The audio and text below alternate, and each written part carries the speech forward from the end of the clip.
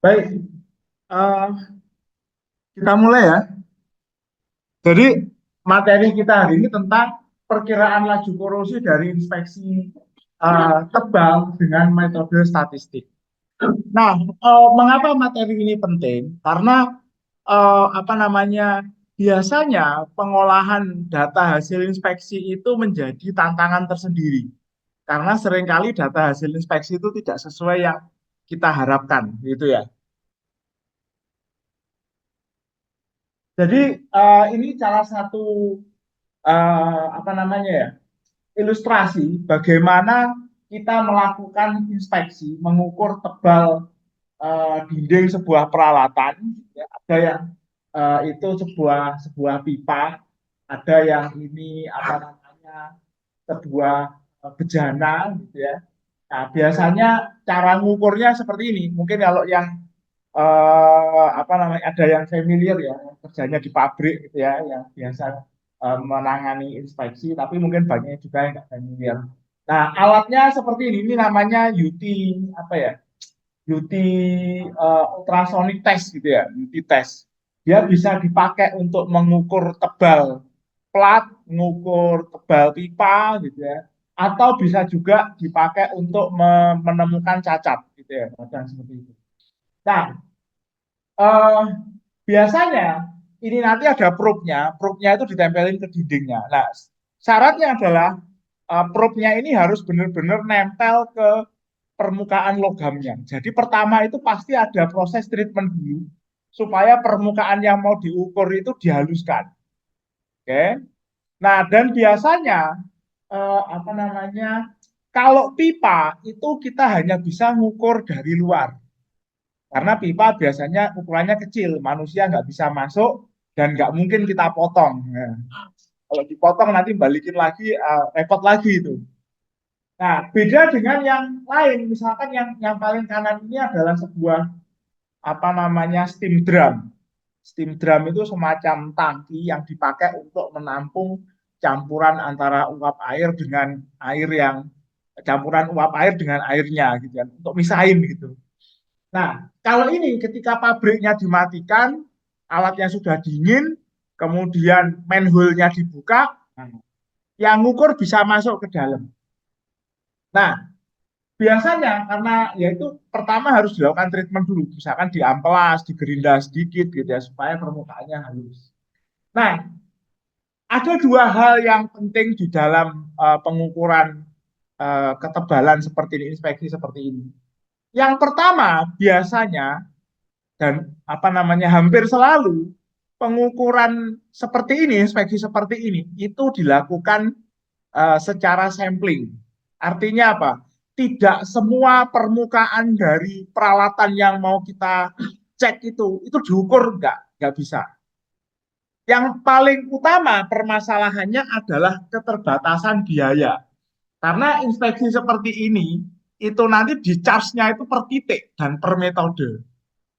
Jadi kalau satu titik itu diinspeksi pakai satu metode dan dua metode, bayarnya beda. Oke, jumlah titiknya semakin banyak, ya bayarnya makin mahal. Nah, itu biasanya yang membatasi. Jadi yang membatasi itu budget. Kalau budget tidak membatasi, kita bisa mendapatkan data yang sangat akurat. Nah, itu yang karena nanti bisa mengcover seluruh permukaan. Tapi ya karena keterbatasan budget seperti itu dan sering juga keterbatasan waktu. Kenapa? Eh, ini biasanya dilakukan dalam overhaul tahunan, gitu ya, major overhaul gitu. Dan major overhaul itu waktunya dibatasi biasanya. Kenapa? Kalau pabrik harus dimatikan dan pabrik mati itu berarti opportunity loss. Makin lama overhaul, opportunity loss-nya makin besar. Kan dia nggak bisa produksi, gitu ya. Jadi biasanya waktunya terbatas, sumber dayanya terbatas. Kemudian data yang dihasilkan itu data yang terdistribusi secara statistik. Artinya apa? Hasil pengukurannya itu biasanya tidak seragam. Oke, tidak sama. Ada variasi di situ. Oke. Apa yang dimaksud dengan data terdistribusi ini? Nah, ups, maaf. Nah, jadi yang maksudnya begini. Kalau misalkan itu saya mengukur 4 titik gitu ya, contohnya. Misalkan nih, saya mau mengukur ketebalan. Nah, pakai zoom.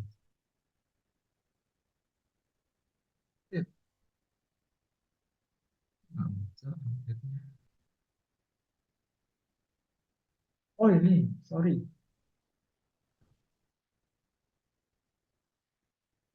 Colornya di mana?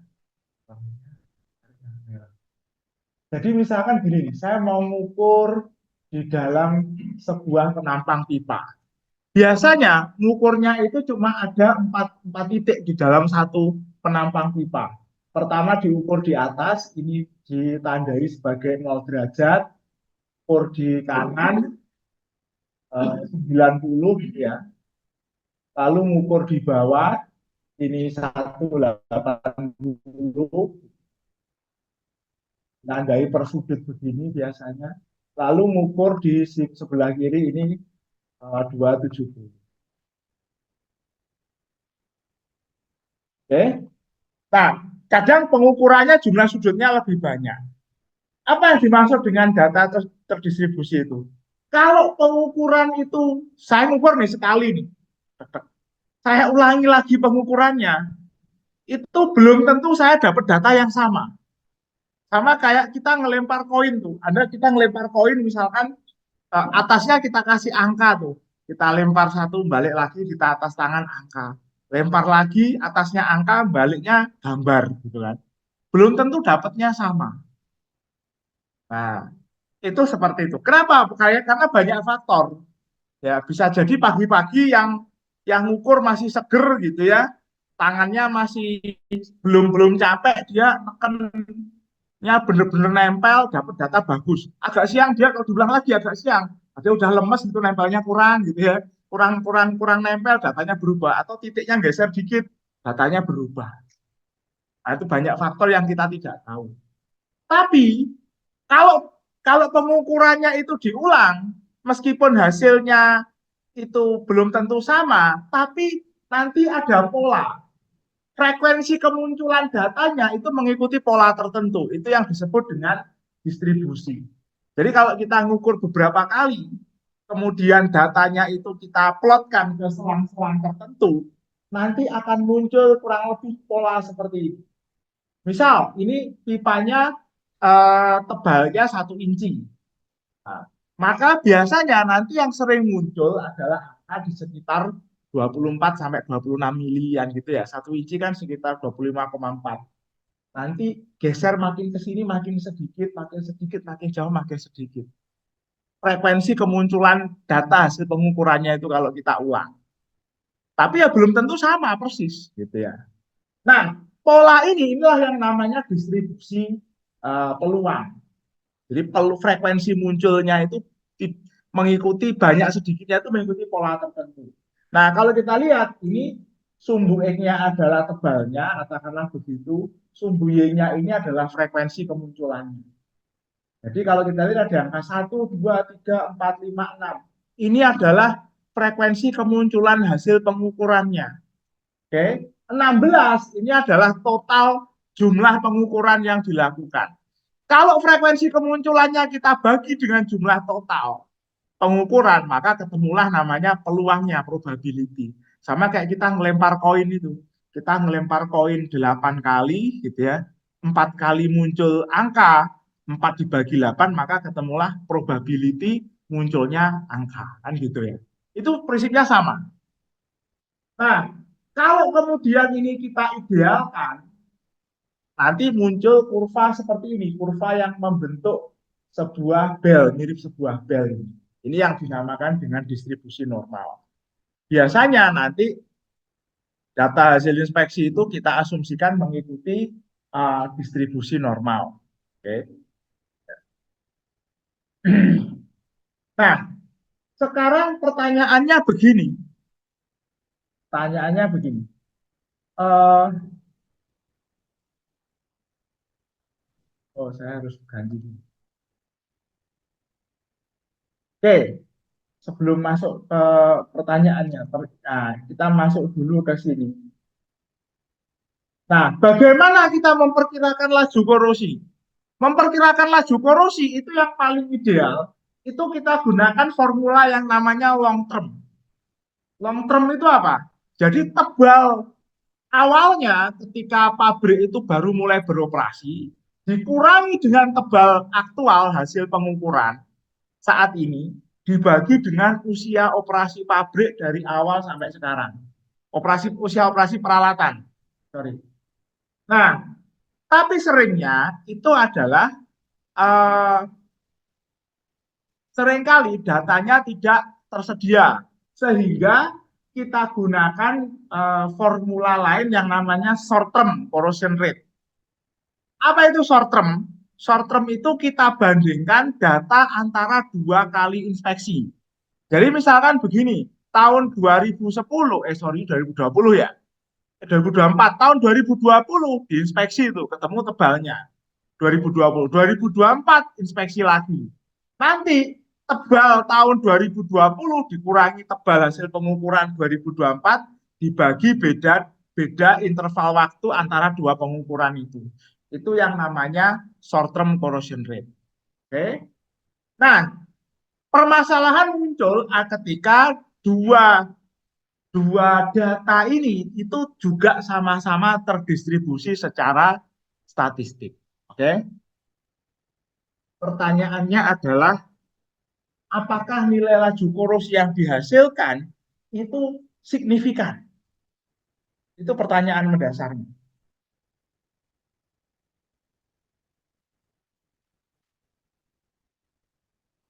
Oke, saya hapus dulu. Clear of the way. Nah, contohnya begini. Oke, pengukuran pertama, saya kok susah nih posisinya nggak enak gambarnya, sorry. Undo.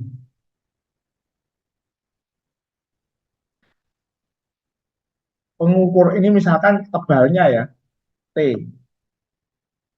T-nya ketemu di sini. Oke, pengukuran pertama itu kurang lebih menghasilkan data yang distribusinya ada di sini. Rata-ratanya ada di sini. Pengukuran kedua nanti menghasilkan data yang distribusinya di sini. Kalau dia benar-benar terpisah begini, kita bisa bilang bahwa kedua data ini bedanya signifikan. Oke, tapi bagaimana kalau uh, berimpit? Nah, pertanyaannya di situ. Contoh misalkan gini, ini tebalnya distribusi yang pertama agak lebar gitu ya, ada di sini. Nah, rata-ratanya ada di tengah, kemudian distribusi yang kedua ada di sini. Nah, rata-ratanya di sini. Yang seperti ini signifikan enggak? Gitu ya. Bagaimana bedanya? Signifikan enggak kalau seperti ini? Nah, ini yang jadi pertanyaan. Karena nanti ini yang sering kita hadapi di lapangan. Oke. Kalau kita menentukan laju korosinya itu enggak pas, nanti analisis resikonya itu juga juga nggak pas gitu ya. Kalau nggak terlalu kecil nanti jadi terlalu besar resikonya. Jadi kita harus punya metodologi untuk menangani data seperti ini. Oke, saya clear dulu. Nah, bagaimana caranya? Ini ada dua standar yang jadi rujukan. Namanya ASTM G1613, ISO 14802. Ini metodologi yang dipakai di keduanya ini mirip. Oke. Nah, jadi uh, sebelum kita masuk ke metodologinya, kita bahas dulu vocabulary yang dipakai. Yang pertama, kita harus bisa menentukan namanya tebal rata-rata. Oke, ini saya yakin Bapak Ibunya nggak ada ya? Oh ada, di mana? Oh di pojok, maaf. Kehalang monitor, saya nggak kelihatan. Nggak bisa lihat. Jadi kita harus bisa menentukan tebal rata-rata. Sederhananya apa? Ya, tebal hasil pengukuran di titik yang sama itu tadi dijumlahkan dibagi dengan jumlah pengukuran. N itu jumlah pengukuran, TI itu adalah tebal hasil pengukuran. Dijumlahkan dibagi dengan jumlah sampelnya atau jumlah pengukurannya. Kemudian yang kedua itu namanya varian. Varian itu apa? Varian itu adalah perbedaan rata-rata antara nilai rata-rata dengan nilai pengukuran. Jadi ini intinya begini. Kalau tadi yang perbedaan hasil pengukuran. Jadi rata-ratanya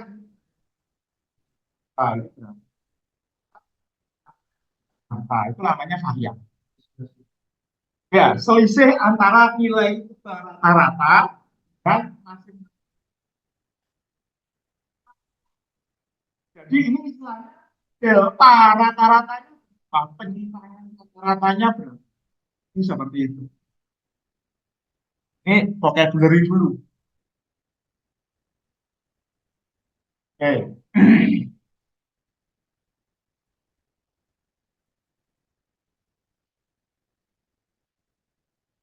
Nah, lalu yang ketiga itu namanya full standard deviation. Apa itu? Kalau kita tadi terpaksa menggunakan short term formula di mana kita membandingkan untuk dapat laju kursi itu kita membandingkan antara dua ukuran. Masing-masing ukuran itu akan varian dan variannya belum sama. Full standard deviation ini itu ada dua varian ini kita gabungkan, kemudian kita akarkan. Kurang lebih begitu. Makanya di sini ada dikalikan dengan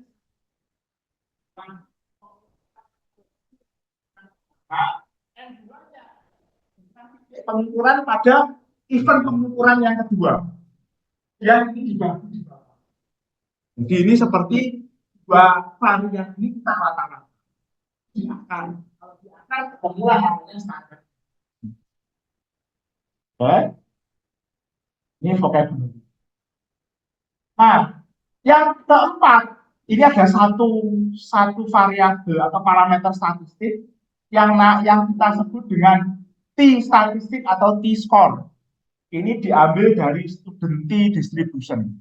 Jadi kalau kita itu melakukan sampling, itu nanti distribusi datanya sedikit berbeda. Kalau kita dibandingkan kita mendapatkan full scale datanya.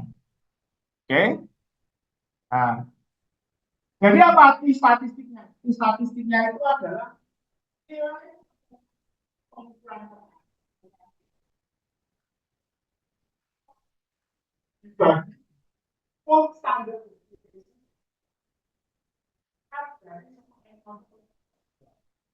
Nah, nilai T-score ini nanti yang akan kita gunakan untuk parameter pembanding apakah beda tebal rata-rata itu signifikan atau tidak. Intinya seperti itu. Ya. Hitung dari sini tadi. Nah, dihitung dari ini. Nah, ini dihitung dari mana? Dari varian pada masing-masing data pengukuran. Tahun pertama, lalu tahun yang selanjutnya. Oh iya, ini kan kita mau bandingkan dua data yang diambil dari tahun yang berbeda. Nah, yang ini nanti data ini kan tadi pakai untuk menentukan laju polusinya.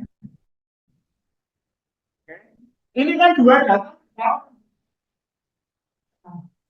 Oke.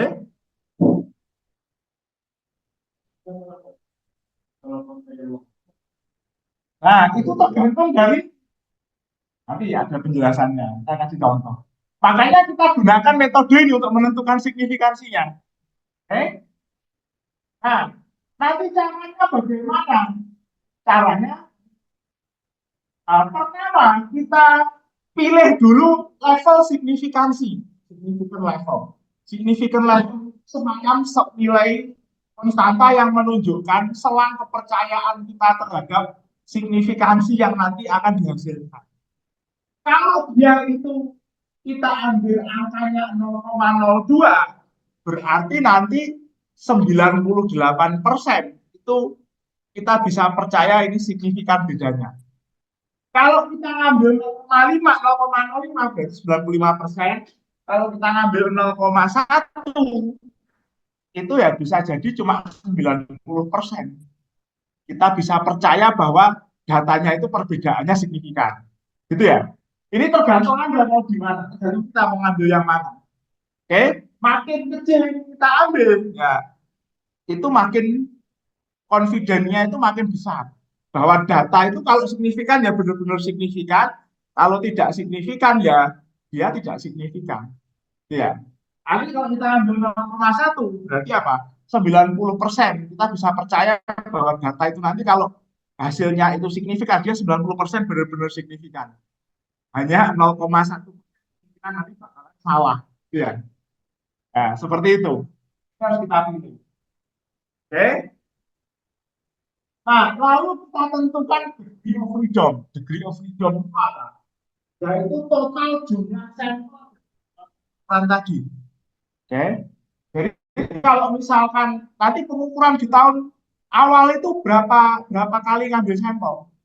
Misalkan dia ngambil sampelnya per sudut itu ada per 10 derajat. Berarti kalau itu apa namanya 360 derajat ya berarti ada 36 data. Yang kedua berapa ya cuma aja apa namanya per 90 derajat ya berarti ada 4 data 36 ditambah 4 ya kan gitu ya. Oke. Itu berarti jumlah pengambilan jumlah sampel di tahun ini sama yang tahun sebelumnya sama yang terakhir. Kalau sudah nilai signifikan dan itu kita pakai untuk mencari critical value atau key value. Dapat dari mana? Ini dapat dari tabel. Banyak tabel statistik yang memuat. Contohnya seperti ini. Ini adalah degree of freedom. Ini adalah significant levelnya yang teori yang kita pakai.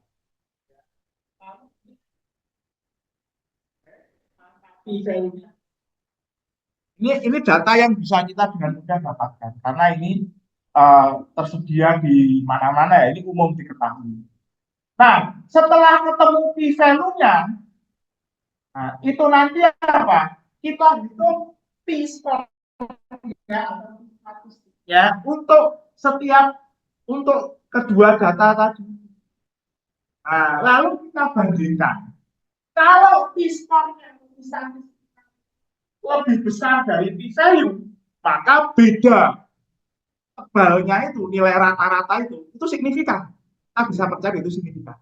Tapi kalau nanti lebih kecil, meskipun itu ada beda, itu nggak signifikan. Kalau nggak signifikan, maka laju korosinya kita anggap nol. Oh, bedanya nggak signifikan, no. Gitu ya. Kalau signifikan, maka itu kita hitung sesuai dengan beda tebal rata-ratanya. Ya, oke. Nah, itu aja sebenarnya tekniknya. Nah, contoh, balik ke contoh. Nah, contoh hasil pengukuran tebal pipa. Oke, oke, kasih pengukurannya.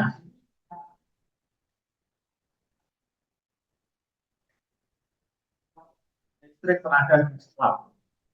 Oke, kalau Anda lihat, ini adalah contoh dari fenomena yang kita temui di lapangan. Saya nggak bisa listriknya karena saya rekam.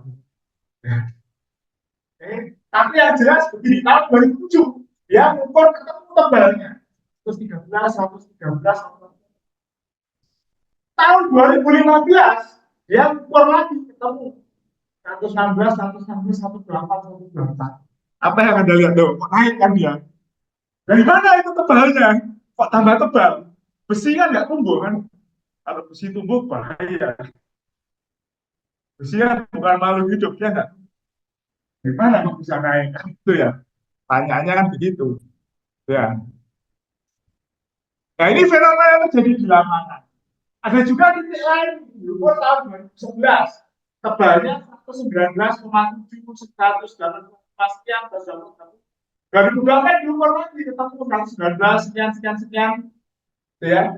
Ternyata apa? Tebal rata-ratanya yang ukuran kedua lebih kecil dari pengukuran sebelumnya. Ini make sense. Karena korosi dia makin tipis. Ya ini agak make sense. Kenapa dia makin tebal kan gitu kan? Oke. Nah, ini kemudian oh enggak, UT thickness itu kalau materialnya berbeda, dia hasilnya enggak masuk itu. Ya, ya itu karakteristik gelombangnya kan berubah ketika melewati material yang berbeda. UT itu kan ultrasonik kan pakai suara. Begitu materialnya beda, kecepatan lambat suaranya berubah, itu nggak kedetek itu yang material tambahan itu. Sudah langsung dieksklud sama alatnya itu dia. Bisa dia detek seperti ini. Oke. Nah, ini contoh yang ketiga. Yang ketiga juga sama. Normal. Ini data pengukuran tahun ini lebih kecil daripada tahun sebelumnya. Yang terakhir ini, nah ini juga ketemu lebih besar. Nah, kalau kita hitung laju korosinya yang lebih tebal, pasti laju korosinya minus. Aneh. Materialnya lebih tebal. Makin lama makin tebal. Jadi juga aneh. Oke. Ya. Tapi yang normal ini kira-kira signifikan nggak sih? Kira-kira kan gitu juga. Nah, kalau kita terapkan metode tadi, nah, nanti dari dua data itu kita hitung apa namanya variannya, kita hitung standard deviation-nya, kita hitung P-score-nya. Untuk data satu, skornya 0,8, 1,6, 189, sekian, 10, sekian. Nah, kalau kita gunakan significant levelnya 0,2, karena tadi masing-masing datanya ada 4, tahun pertama 4, tahun kedua 4. Biofreedomnya berapa? Kita baca di tabel tadi, itu ketemu p-value-nya sekian. Nah, bisa kita lihat bahwa data tahun pertama itu T-score-nya lebih kecil. Berarti meskipun dia minus, sebenarnya dia tidak signifikan bedanya. Jadi untuk data yang pertama tadi, meskipun ini minus, nah, kita bisa anggap bahwa laju korosinya 0 karena bedanya tidak signifikan. Oke, makanya setelah kita cek signifikansinya ini, kita bisa katakan laju korosinya 0. Karena nggak jauh beda ini secara statistik, nggak signifikan. Berarti nggak ada korosi di situ kurang lebih. Bagaimana dengan data yang kedua? Data yang kedua ini, meskipun laju korosinya positif, dan kita tahu nilai rata-ratanya berkurang, tapi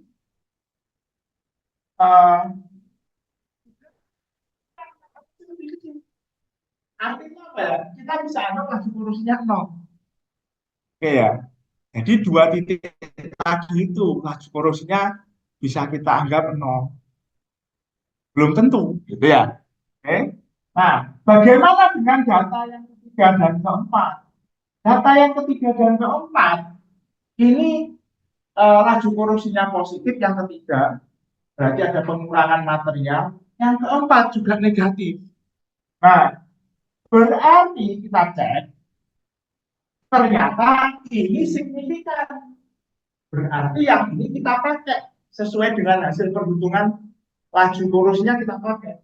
Yang dari tebal rata-rata tadi dibagi dengan selang interval dua pengukuran.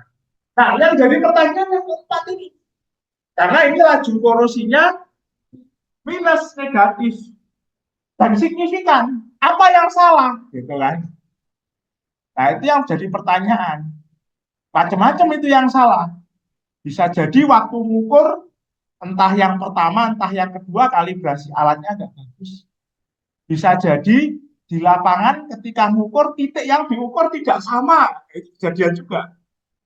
Karena kan begini, yang mengukur itu biasanya bukan orang yang sehari-hari ada di situ. Biasanya kan disukontrakkan ke perusahaan inspeksi.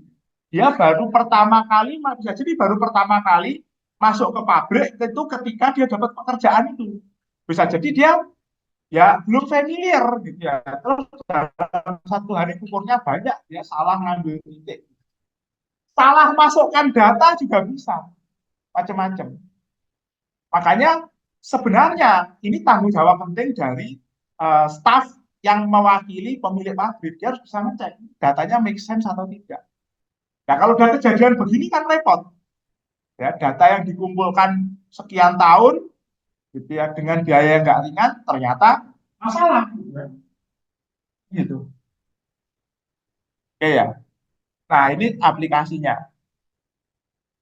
Jadi dengan begini, nah kita bisa apa namanya memperkirakan laju korosi yang dengan metode yang secara statistik dapat kita pertanggungjawabkan.